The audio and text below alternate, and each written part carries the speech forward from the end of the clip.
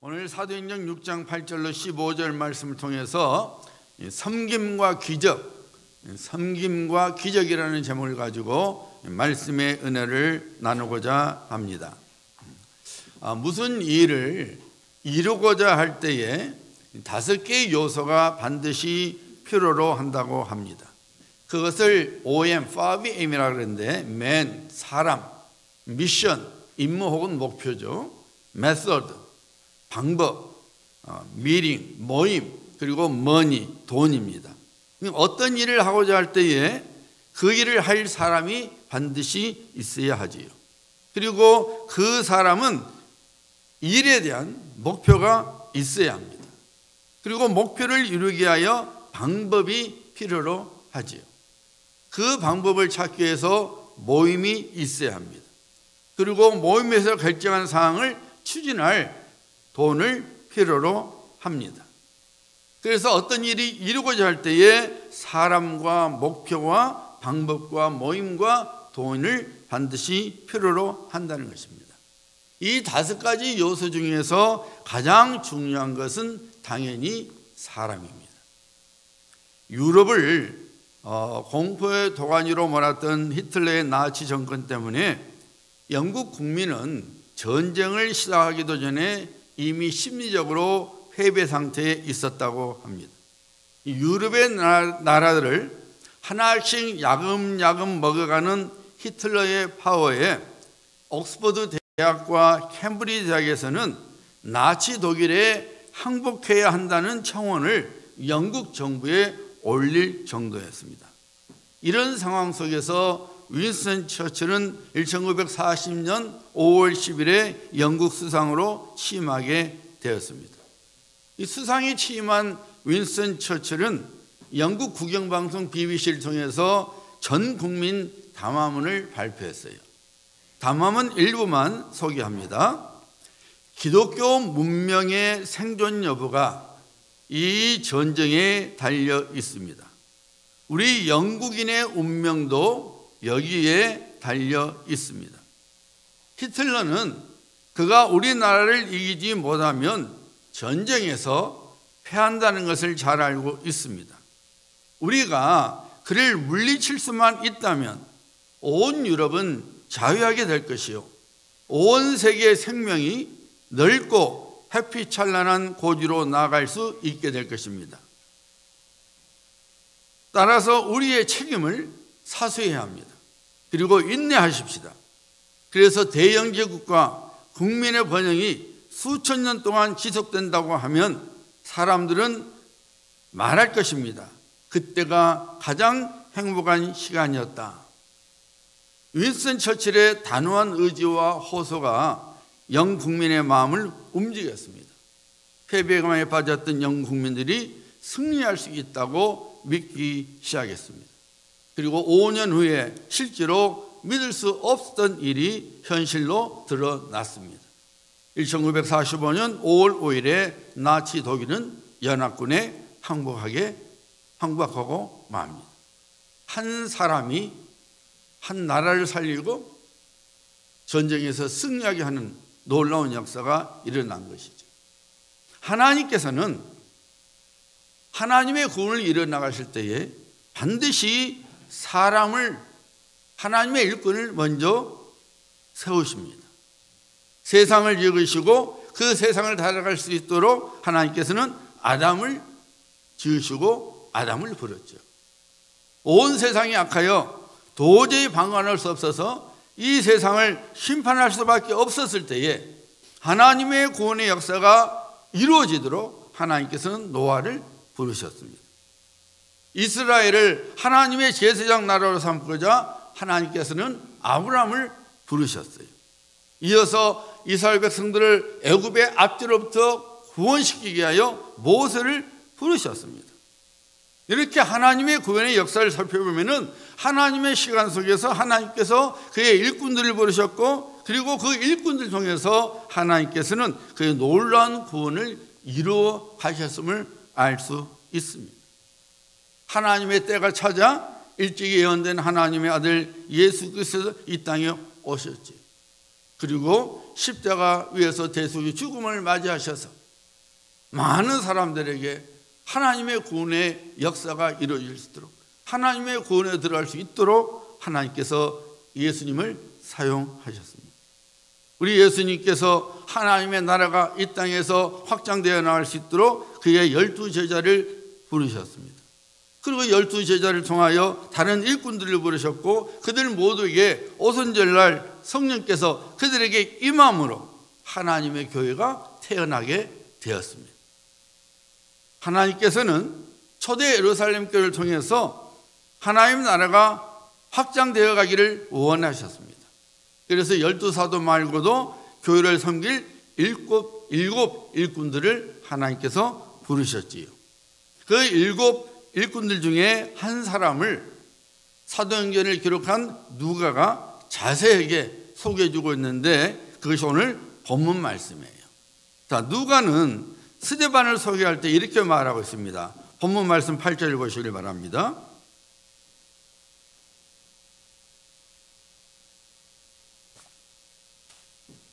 스데반이 은혜와 권능이 충만하여 큰 기사와 표적을 민간에 행하니.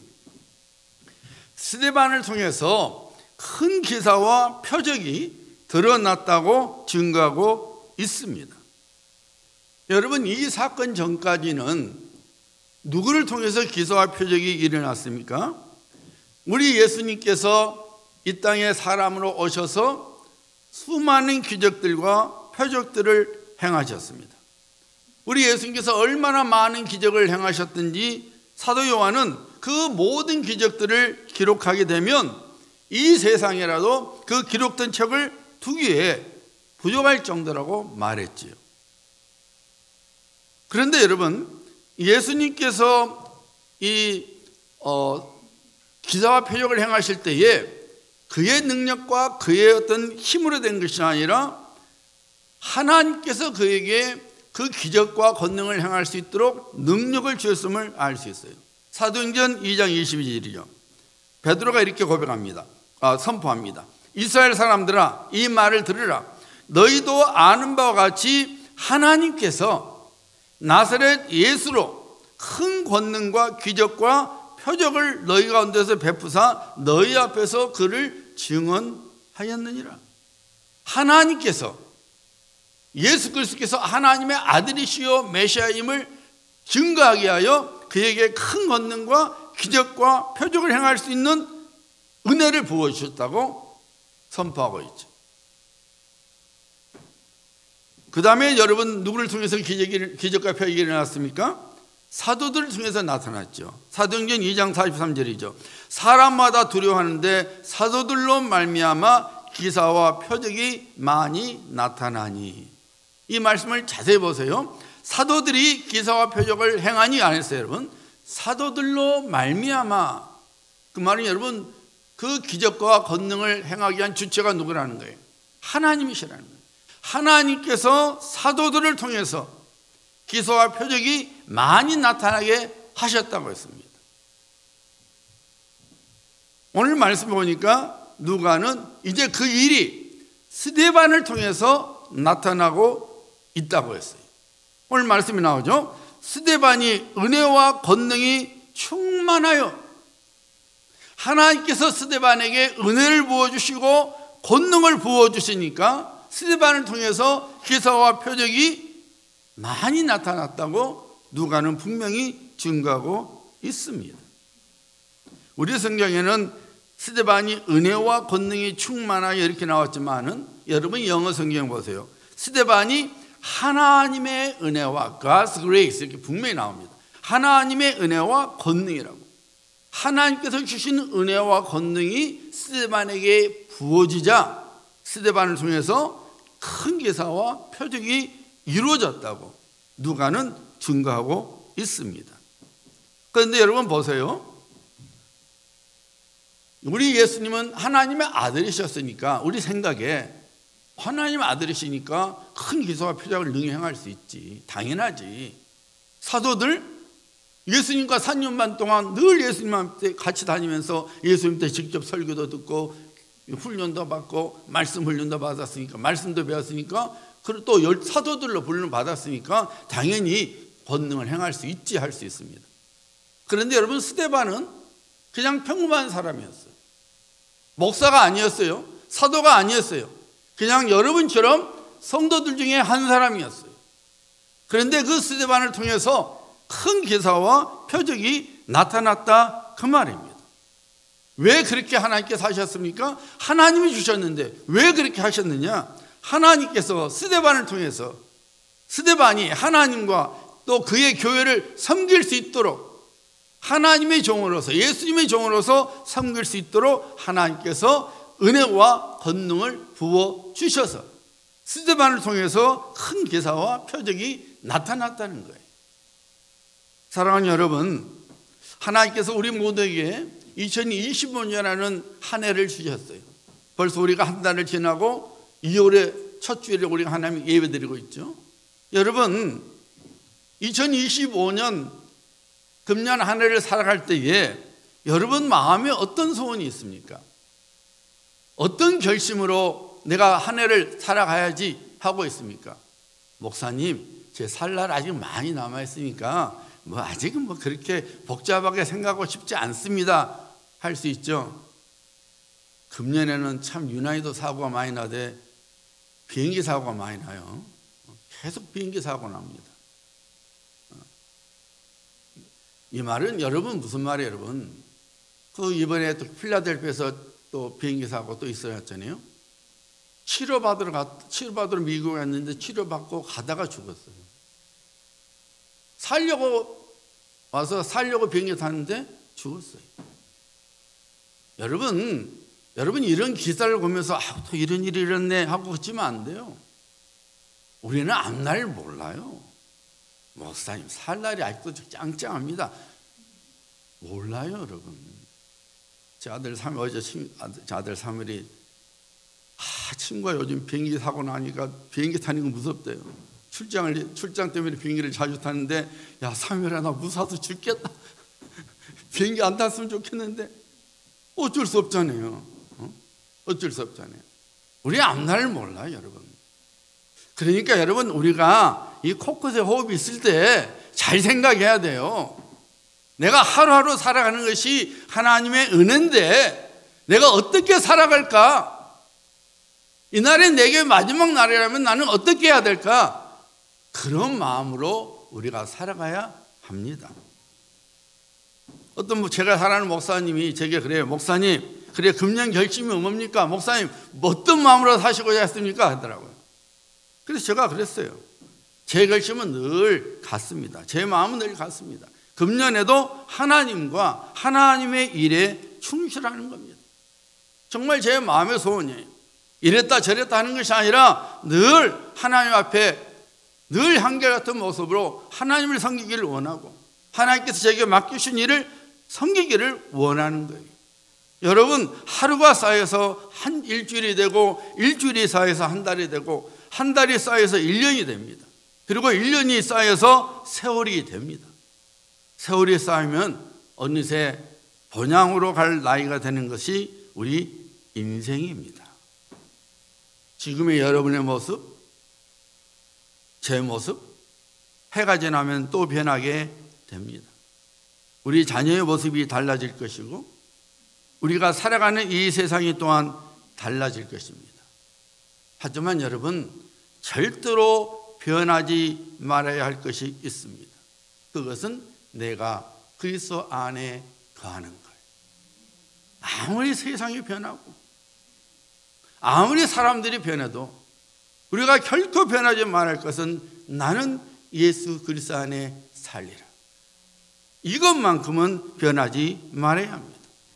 요한복음 15장 5절 말씀이죠. 나는 포도나무여 너희는 가지라. 그가 내 안에 내가 그 안에 거하면 사람이 많은 열매를 맺나니 나를 떠나서는 너희가 아무것도 할 수 없습니다.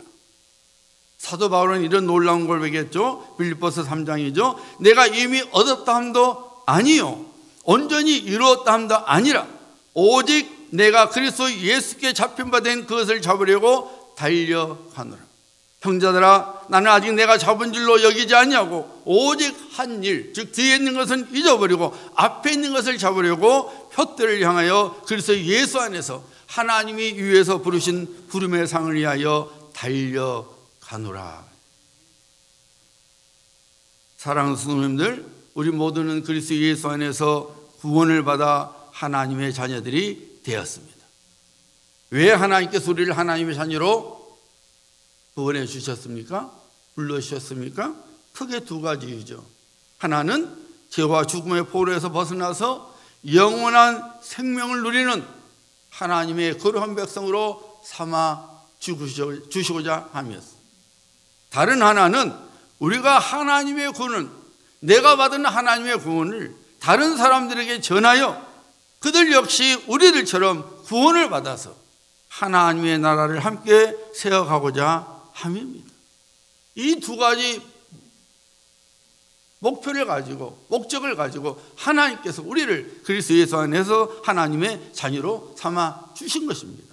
그래서 그리스도 예수 안에서 구원받은 사람은 누구든지 하나님의 제사장입니다. 성도는 하나님의 제사장이 되어서 하나님을 섬기고 그리고 동시에 주변의 사람들을 섬겨야 합니다.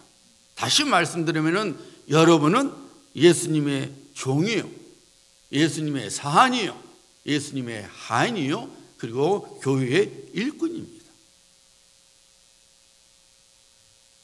여러분에게 귀한 사명을 감당하는 자, 그런 성도가 되어야 합니다. 그때에 하나님께서 스데반에게 주신 것처럼 은혜와 권능을 주셔서 여러분을 통해서 기적이 일어나게 하시고 여러분을 통해서 하나님의 살아계심이 드러나는 표적이 나타나게 해서 하나님의 나라가 확장되게 하게 하는 것입니다. 어떤 전문 사역자만 통해 하나님께서 그런 은혜와 권능을 주시는 거 아니에요. 내가 하나님의 일꾼, 내가 예수님의 종이라는 사실을 깨닫고 주님, 내가 무엇을 하기를 원하십니까? 내가 주님의 선한 일을 감당하기를 소원합니다. 그런 마음을 가진 자에게 하나님께서 은혜와 권능을 부어 주셔서 여러분을 통해서 놀라운 일이 일어나게 하시고 하나님 나라가 확장되게 하는 역사가 일어나는 것입니다. Serving in Mission이라는 선교단체가 있어요. 섬기는 선교라 그 말이죠. 그 선교에 속한 어느 선교사님이 중국 지하교회에서 일어났던 일을 간증을 했어요. 어떤 젊은 두 자매가 중국 지하교회 가정교회 담임 목사님에게 찾아와서 이렇게 말했어요. 목사님, 우리가 복음을 전하려 어디로 가려고 합니다. 그런데 예수님의 이름을 한 번도 들어보지 못한 곳, 어떤 전도자도 어떤 사람도 가지 않으려고 하는 곳으로 우리를 보내주십시오 했어요. 담임 목사님이 그랬어요. 자매님들 이제 예수 믿은 지 6개월뿐이 안 됐는데 어디가 그런 데 가서 전도하시려 합니까? 더 훈련 받으십시오. 그러자 그 두 자매가 목사님에게 이렇게 말했어요. 목사님, 저희들이 창세기 1장부터 요한계시록 끝까지 읽어보았지만은 몇 년 동안 예수님을 믿어야만이 복음을 전하러 갈 수 있다는 말씀이 없던데요. 그러니까 보내주세요. 그래서 담임 목사님이 그래도 특별한 훈련을 좀 받아야지요. 두 자매가 또 말했어요. 목사님, 저희들이 창세기로부터 요한계시록까지 읽어보았는데 복음을 전하기 위해서 특별한 훈련을 받아야 한다는 말씀을 본 적이 없고 읽어본 적이 없습니다. 그러니 보내주세요. 그 목사님이 그랬어요. 정말로 그러면 여러분이 가고 싶다면 제가 선교단체를 소개해드리겠습니다. 그때 두 자매가 눈물을 글썽이면서 말했어요. 그냥 어디로 가라고만 해주세요. 우리를 파송할 선교단체를 찾아서 언제 전도를 갈 수 있겠습니까? 결국 지하 가정교회 목사님은 그들을 중국의 어느 외딴 섬으로 파송했습니다. 두 자매가 간다고 하니까 교회 성도들이 크게 걱정을 했습니다. 그리고 실제로 외딴 섬에서 복음을 전하게 되면 바닷속에 수장시켜버리겠다는 협박을 받기도 했습니다. 그럼에도 불구하고 그 두 자매는 그 외딴 섬으로 그리스도의 복음을 들고 갔습니다. 2년 후에 두 자매는 전도지를 구하기 위하여 파송교회로 돌아왔어요. 마침 그때에 유럽에서 오신 목사님들이 지하교회를 방문했던 차라 그 지하교회 담임 목사님이 두 자매에게 그들 앞에서 간증을 하라고 요청을 했습니다. 그러자 그 두 자매들이 고개를 숙이고 말했어요. 저희들은 별로 한 것이 없습니다. 간증할 것이 없습니다. 그래도 뭔가 했을 거 아닙니까? 그러니까 해보세요. 제가 소문으로 들어보니까 2년 동안 13개 교회를 세웠다고 하던데 그거 좀 이야기해보세요. 그 담임 목사의 말을 옆에서 듣고 있는 유럽에서 목사님들이 눈물을 흘렸다고 합니다. 왜냐하면 자기들은 선교지에 한 교회도 세워보지 못했다는 거예요. 근데 그 두 자매가 13교회를 세웠다고 그러니까 깊은 감동 속에서 눈물을 흘렸어요. 그때 두 자매가 이렇게 말했어요. 목사님, 13개 교회가 아니고 31개 교회입니다. 목사님이 놀랐어요. 들려오기는 한 220명쯤 구원받았다 그러니까 그러면은 13개 아니고 31개 교회면은 한 교회 7명쯤 모인가 보다 이렇게 생각했어요. 그럼 물었어요. 그럼 한 교회에 한 7명 정도 됩니까? 그러자 두 자매가 이렇게 말했어요. 그것이 아닙니다. 제일 작은 교회 교인이 220명입니다. 그러면서 제일 큰 교회는 그러면 몇 명입니까? 물었더니 4,000명이 넘습니다. 그 말을 들은 목사님과 유럽에서 오신 목사님들 놀라서 물었어요. 아니 자매님들 도대체 무엇을 어떻게 했습니까? 그들이 말했어요. 그냥 기도했습니다. 물론 당연히 기도했겠지요. 어떻게 했냐고요. 하니까 그 두 자매들이 이렇게 말했어요. 저희들은 기도하면서 성령님께 여쭈었습니다. 저희가 무엇을 할까요? 어떻게 할까요? 그리고 성령님께서 가르쳐 주신 대로 했다는 것입니다. 초신자에 불과했던 두 자매였지만 하나님의 일꾼으로 살아가고자 했을 때에 어느 전문 사역자도 할 수 없었던 놀라운 사역의 열매를 얻었습니다. 성령님께서 그들과 함께 하시고 그들에게 은혜와 권능을 채워주시니 그런 아름다운 놀라운 구원의 열매들이 맺어진 것입니다. 여러분, 우리가 많이 배웠다고 어떤 특별한 재능이 있다고 많이 생명을 구하는 거 아닙니다. 하나님의 일을 할 수 있는 것이 아닙니다. 내가 하나님의 일꾼이라는, 내가 예수님의 종이라는 그 정체성을 깨닫고 내가 그 일을 이루게 하겠다는 간절한 마음을 하나님 앞에 가지면 하나님께서 그런 우리를 통해서 하나님의 일을 하실 수 있도록 은혜와 권능을 부어 주시는 것입니다. 여러분 마음속에 어떤 소원을 품고 살아갑니까? 올해는 내가 더 건강해야지. 올해는 내가 좀 더 돈을 많이 벌어야지. 여러분 건강해야 됩니다. 할 수만 있다면 돈 많이 버십시오. 하지만 여러분 목표가 있어야 돼요. 목적이 있어야 돼요. 바른 목적이 있어야 돼요. 내가 왜 건강해야 되는지, 내가 왜 돈을 많이 벌어야 되는지 분명한 목적이 있어야 돼요. 나만을 위하여 건강하고 나만을 위하여 돈이 많은 거, 여러분 그건 죽음으로 가는 길이에요. 나를 죽이는 거예요. 하나님 제게 건강 주셔서 내가 정말 하나님 내게 맡겨주신 일, 하나님이 기뻐하신 일을 감당하게 하옵소서. 이 목표가 있어야, 이 마음이 있어야 돼요. 하나님 제게 돈 많이 주셔서 정말 하나님 나라에 내가 마음껏 섬길 수 있도록, 쭈삣쭈삣하지 않도록 하나님 말씀하신 대로 내가 하나님께 드릴 수 있도록, 하나님을 섬길 수 있도록 재정적인 물질 여복을 주세요. 이런 목표가 있어야 돼요. 그냥 나만 살겠다는 것이 아니라, 그러면 하나님께서 돈 벌 능력도 주시고 건강할 수 있는 능력도 주셔서 하나님의 일을 이루어나가게 하시는 거예요. 하나님께서 사용하시는 것입니다. 여러분 오늘 본문 말씀 10절을 보시길 바랍니다.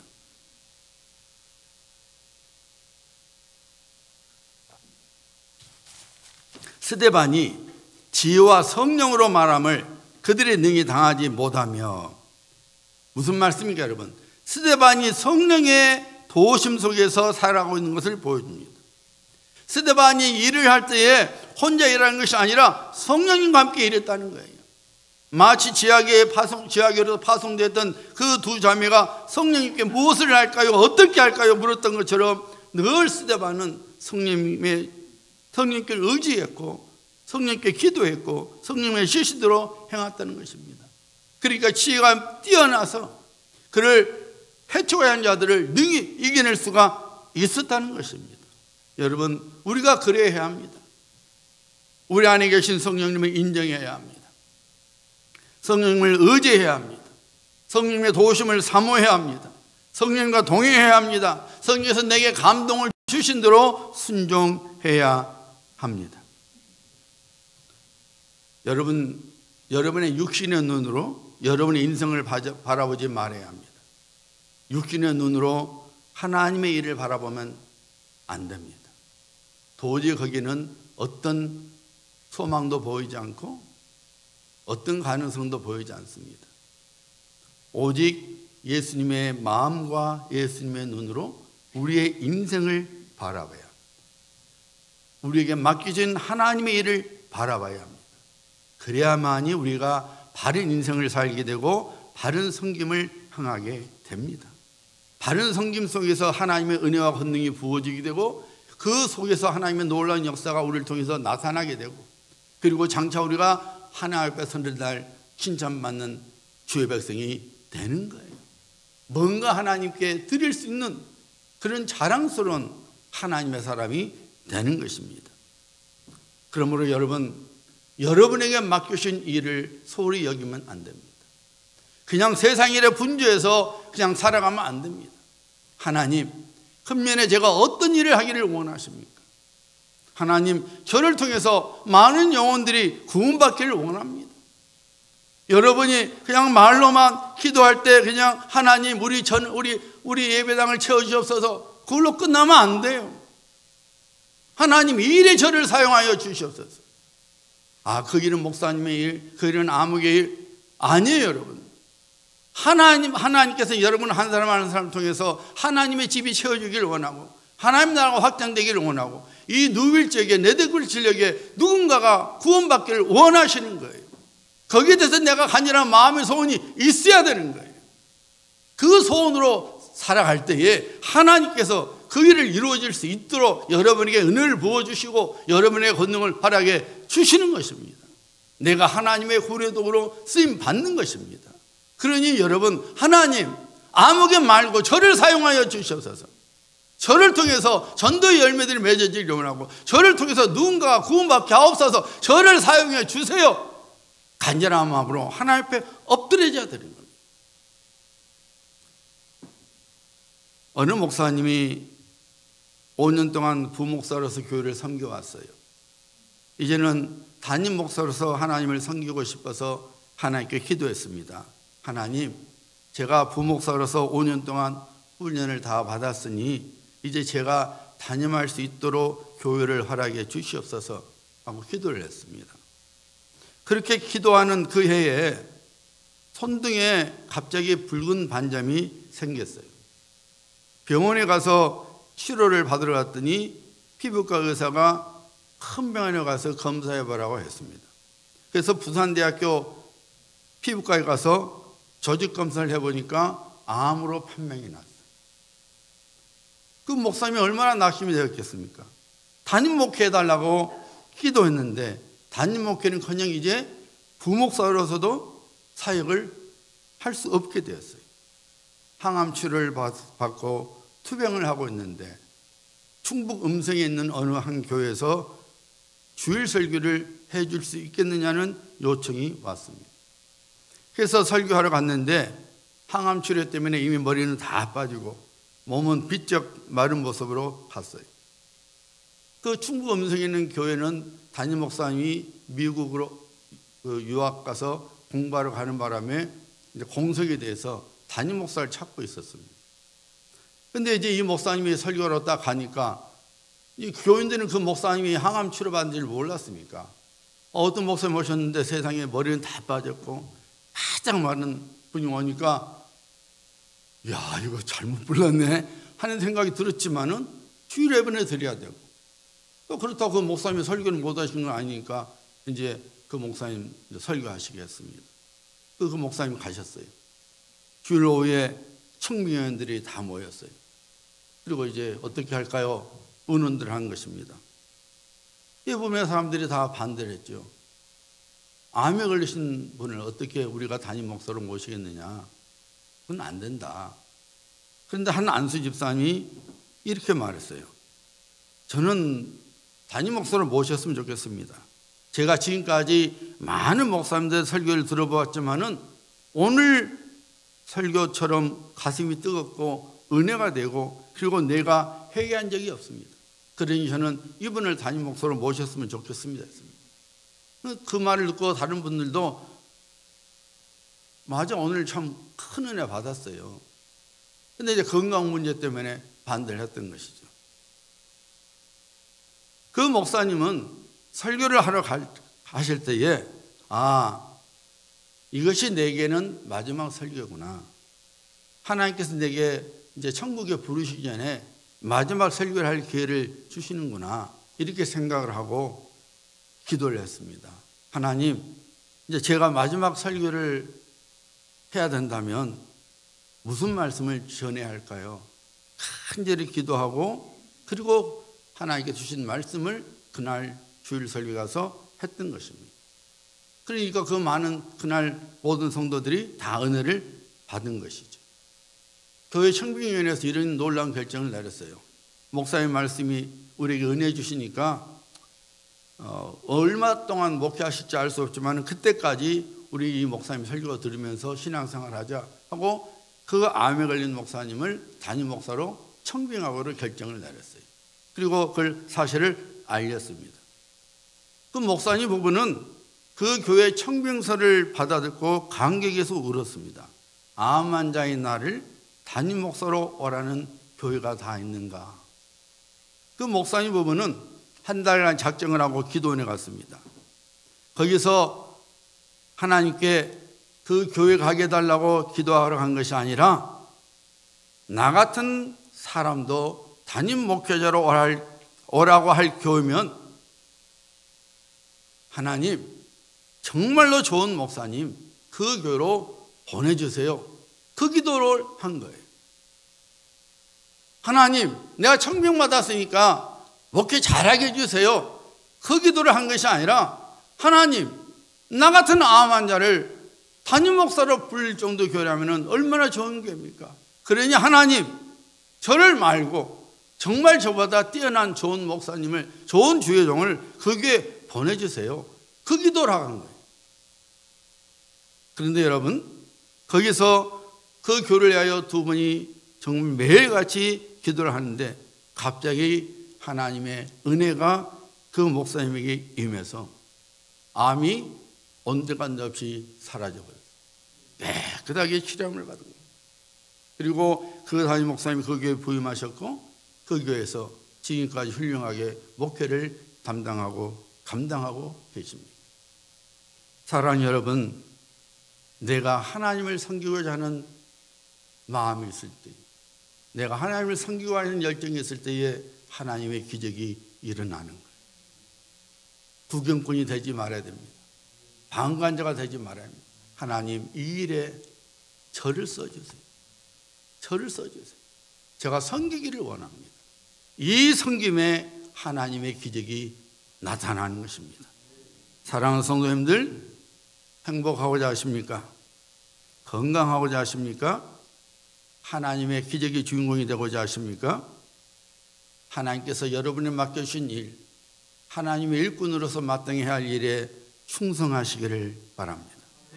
살아계신 하나님께서는 어떤 타이틀을 가진 사람을 사용하시는 것이 아니라 비록 아무런 타이틀이 없어도 일꾼의 사명을 깨닫고 예수님의 종이라는 사실을 깨닫고 하나님의 맡겨주신 일에 행하는 자를 은혜와 권능으로 입혀서 사용해 주십니다. 여러분이 한 사람 한 사람이 그런 하나님의 사람 되기를 예수님의 이름으로 축복합니다. 우리